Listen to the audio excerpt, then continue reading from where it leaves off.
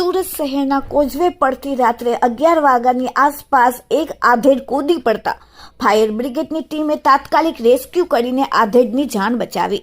મળતી માહિતી પ્રમાણે કોઝવે પાસે ઉપર ટેકરાથી એક આધેડ નીચે પડી જતા આસપાસના લોકોએ તાત્કાલિક ફાયર બ્રિગેડને જાણ કરતા ફાયર બ્રિગેડની ટીમ તાત્કાલિક આવી અને રાંદેર પોલીસ પર સાથે આવી ગઈ.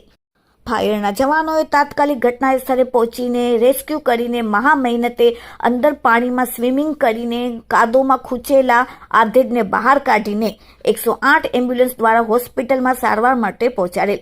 સદનસીબે આધેડની જાન બચી ગઈ. ઉપરથી નીચે કોઝવેમાં પડતા આધેડનું માથું પર ફૂટી ગયું હતું અને લોહી વહી રહ્યું હતું. અર્ધ બેભાન હાલતમાં આધેડે પોતાનું નામ સુરેશ મિસ્ત્રી, પત્નીનું નામ મીના મિસ્ત્રી અને દીકરાનું નામ જિગ્નેશ મિસ્ત્રી જણાવેલ છે અને પાલનપુર પાટિયામાં રાંદેર વિસ્તારમાં રહે છે તેવું અર્ધ બેભાન હાલતમાં આધેડે જણાવ્યું. હાલમાં પોલીસે આધેડને મોતની છલાંગ લગાવી કે પછી પગ લપસી ગયું કે પછી અંધારામાં કંઈ દેખાયું નહીં, રાત્રે 11 વાગે કેવી રીતે કોઝવેમાં તે પડી ગયા તે તમામ બાબતે રાંદેર પોલીસે તપાસ શરૂ કરી. Bureau report, daily India TV, Surat. તમારું નામ? મારું નામ મુસ્તક ગોંડલ. આજે શું થયું?